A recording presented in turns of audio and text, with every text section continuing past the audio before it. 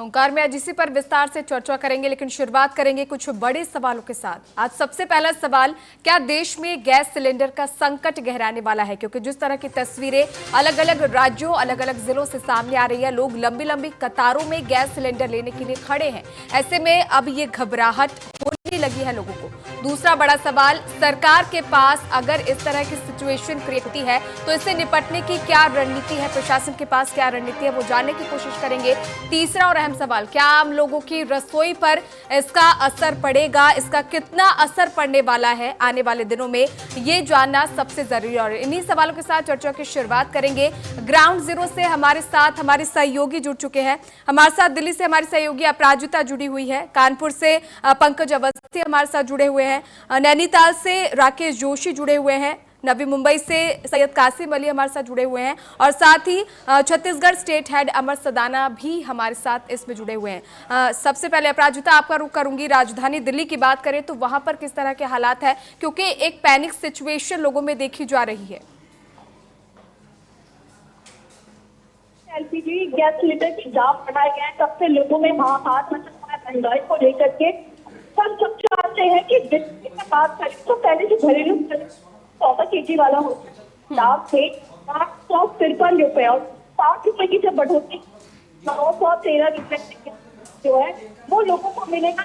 बावजूद इसके अगर आप लोगों के पास जाएगा, घरों में जाएगा, तो वो कह रहे हैं कि 900 भुगतान करने के बाद भी गैस सिलेंडर में जो है को मिल रही है, यानी कि पैसा देने के बाद भी जो है सिलेंडर बहुत घरों में नहीं मिल रहा है।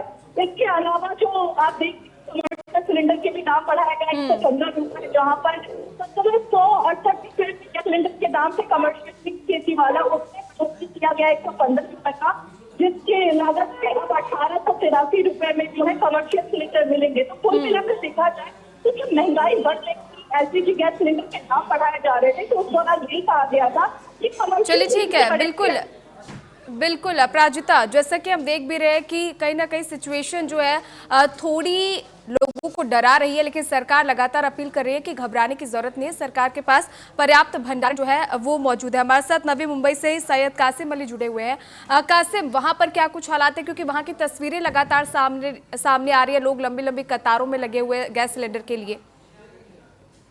जैसे कि देखा जा रहा है कि ईरान, इजराइल और अमेरिका के में जो जंग जो लगातार चल रही है और मिडल ईस्ट में पूरी तरीके से जंग का माहौल देखने को मिल रहा है। इसके चलते कच्चा तेल और जो गैस है वो पूरी तरीके से उसके ऊपर महाराष्ट्र और पूरे देश में, भारत देश में उसके ऊपर सीधी किल्लत उसकी नजर आ रही है।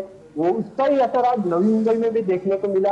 आज नवी मुंबई में जो गैस एजेंसी थी उसके बाहर लोगों की लंबी कतार देखने को मिली। कहीं ना कहीं लोगों के दिल में डर सता रहा है कि जिस तरीके से जो युद्ध के हालात चल रहे हैं, ऐसे में गैस की कमी आगे चल के ना हो, इसलिए लोग पैनिक हो जा रहे हैं और वो डायरेक्ट गैस एजेंसी के जो ऑफिस है उसके बाहर वो लंबी कतार लगा रहे हैं, क्योंकि वो लोग गैस बुकिंग कर रहे हैं, उनके बुकिंग कोड भी आ, लेकिन उनके घर तक गैस सिलेंडर पहुंच रहा नहीं है। इसलिए लोग डायरेक्ट गैस एजेंसी की जो ऑफिस है उसका रुख कर रहे हैं और वहां लोगों की लंबी कतार पूरी तरीके से लगती हुई नजर आ रही है और लोग वहां पे जाने के बाद भी उनको गैस सिलेंडर जल्दी नहीं मिल पा रहा है, क्योंकि ऐसा हो रहा है कि सब जगह के लोग इकट्ठा हो जा रहे हैं और गैस के जो बुकिंग का जो समय था वो भी एजेंसियों ने बढ़ा दिया है। जो 21 दिन था उसकी जगह 25 दिन कर दिया है और साथ ही गैस के जो सिलेंडर के जो रेट थे उसके भी दाम बढ़ गए। और साथ ही दूसरी तरफ जो सबसे बड़ा संकट दिख रहा है वो होटल व्यवसाय के ऊपर दिख रहा है,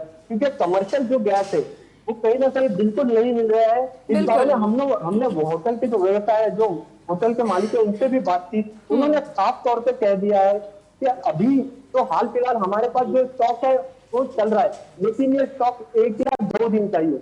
उसके बाद अगर हमें कमर्शियल गैस नहीं मिलता है तो हमें हमारा जो होटल है वो बिल्कुल कासिम, कुल मिलाकर ये कहा जा सकता है कि कमर्शियल गैस सिलेंडर की किल्लत कहीं ना कहीं बढ़ चुकी है और उसके चलते जैसे कि आपने कहा कि रेस्टोरेंट्स या जो ढाबा मालिक है वो काफी परेशान नजर आ रहे हैं।